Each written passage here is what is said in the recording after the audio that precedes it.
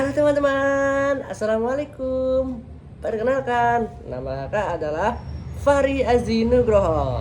Ya, kakak dari Universitas Ahmad Dahlan dari Fakultas Keguruan dan Ilmu Pendidikan, teman-teman. Oke adik-adik, kakak dari Prodi Guru Sekolah Dasar nih. Kali ini dengan NIM kakak yang 250005043 akan membawakan satu cerita rakyat yang sangat melegenda. Tapi sebelum itu kakak Fahri membawakan pantun tuh adik-adik. Apa ya pantunnya ya? Oke, karena pantun dia dari Padang, ada cerita kakak nih dari Padang, kakak akan pantun dari Padang guys.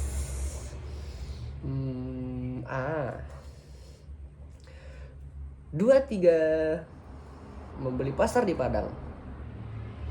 Adik-adik harus jaga kesehatan. Sebelum kita memulai cerita yang dari Padang, marilah kita mengucapkan Assalamualaikum warahmatullahi wabarakatuh. Halo. Baik, kakak akan membawakan cerita Maling Kundang. Udah tahu belum cerita Maling Kundang? Kakak akan membawakan dua boneka jari, yaitu boneka dari ibu si Maling Kundang, cerita dia, dan ibunya yang namanya Mandi Rubaya. Jadi teman-teman, Maling Kundang ini bercerita tentang kehidupan seorang anak laki-laki yaitu Malin, dan seorang ibunya yang namanya Mandi Rubaya. Jadi Mandi itu seperti bahasa Padang teman-teman. Ya, seperti itulah teman-teman. Dan cerita ini berisi tentang bagaimana kita harus menjadi anak yang baik, anak yang tidak durhaka kepada orang tua, dan harus menjadi anak ya soleh dan soleha ya teman-teman. Dan pesan moral daripada cerita Maling Kundang ini, oke kita akan mulai dulu deh ceritanya deh. Halo teman-teman, kembali lagi sama kakak ya.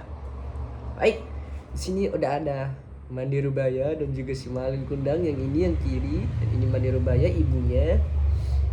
Teman-teman, di Padang, di pesisir kota Padang ada namanya desa nelayan yang mungkin maaf katanya masih miskin teman-teman, tinggal berdua. Jadi mereka ini tinggal berdua, Maling Kundang dan ibunya Mandi Rubaya. Mereka ini teman-teman, dulu Malin ini adalah seorang anak yang sangat berbakti kepada ibunya. Jadi Maling Kundang pada saat itu masih menginjak remaja, dia suka membantu ibunya teman-teman. Dia suka nelayan. Kita ngeri ya storytellingnya ya. Maling Kundang? Iya ma, katanya kamu mau pergi ke pantai mencari ikan. Iya bener ma. Ya udah cepet kau datang ke pantai, nanti patok ayam rezeki kau. Dengan bahasa Padang ya teman-teman, karena kakak juga dari Sumatera jadi bisa sedikit-sedikit loh kan.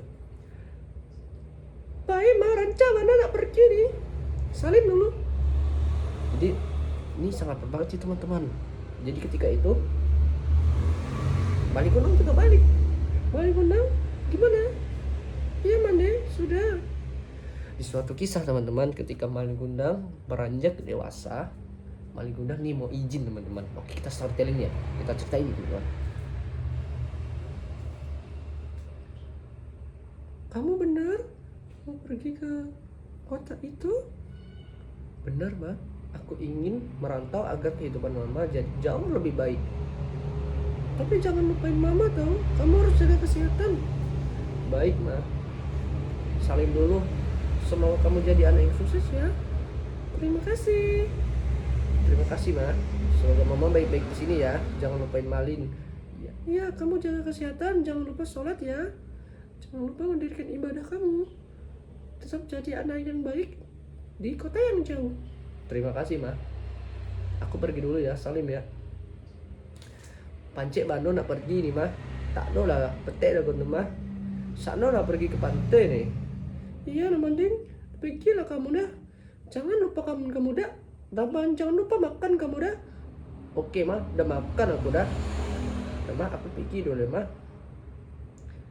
Dan akhirnya si Maling Kundang pergi teman-teman, pergi berlabuh ke kota untuk merantau teman-teman. Dan suatu ketika Malin Kundang ketemu sama anak saudagar yang sangat kaya raya di kota tersebut teman-teman. Dan singkat ceritanya teman-teman, Malin Kundang menikah dengan anak saudagar itu dan jadilah dia orang kaya teman-teman. Dan dari itu Malin Kundang hidupnya berubah sangat jauh. Yang tadinya hanya pria miskin sekarang menikah dengan anak saudagar yang kaya. Dan ya akhirnya hidup saat itu bersama anak saudagar perempuan yang cantik cerita, sangat kaya raya. Pada suatu ketika Malin Kundang itu ditanya sama istrinya teman-teman, Malin Kundang, aku belum pernah melihat ibumu. Malin Kundang menjawab, ibuku sudah lama tidak ada. Serius? Iya, ada dulu tapi dia sangat miskin.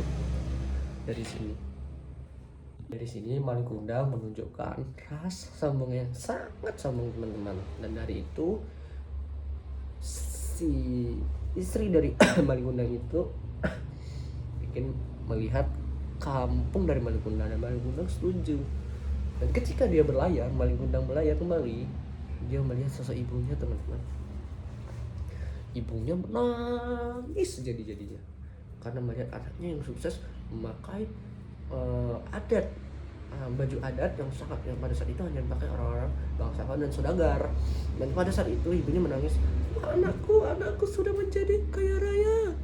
Anakku pancet madu roda di kayu nih, nek dora kayu udah jadi kayu tak mau balik. Udah jadi kaya tapi tak mau balik, seperti itu teman-teman. Jadi si Malin ini dari jauh berkata seperti ini, siapa orang tua jelek nih, siapa orang tua yang tak layak pandang nih. Dan dia sombong teman-teman. Dan akhirnya Mandirubaya nih ibunya, ini mak lah, ini Mandi lah, Cak Nur aku tak kenal sama mak nih. Dan si Malin itu malas, tidak ada punya mak seperti mak aku lebih bagus daripada nih, mak aku udah tak ada dari lama. Malin, Cak Nur tak lupa aku. Malin, Cak Nur udah lupa sama mak kamu udah lupa sama mak ya, seperti itu kurang lebih teman.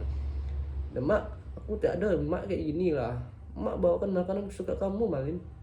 Apa makanan kesukaan aku? Pisang sale.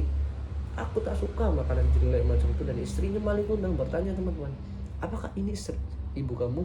Tidak. Dan setelah itu Malinnya pergi kembali ke kapalnya dan dikejar sama mak. Aku tak mau lah, kata Malin nih, aku tak ada lah mak seperti kau nih di atas kapal teman-teman. Jika berlayar, ibu Mandirubaya nih mengangkat tangannya, kedua tangan. Oh Tuhan, jikalau anak itu memang bukan anak yang anakku lagi yang menganggap, berikanlah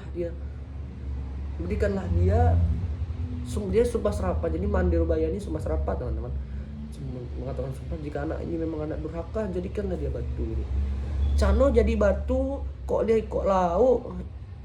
Jadi kok dia batu, ikut di laut tuh, jadi ikan nih maju batu. Jadi jadikanlah batu di laut tuh. Berarti kurang lebih seperti itu. Dan seperti itu kapal yang ditumpangi oleh Malin Kundang terombang-ambing, petir menggelegar, dar. Dan jadi apa? Nyamberlah batu, jadilah Malin Kundang batu. Dan tamat. Oke teman-teman, seperti itulah ceritanya Malin Kundang. Pesan moral daripada Kakak Fahri sampaikan adalah, jangan jadi anak durhaka teman-teman.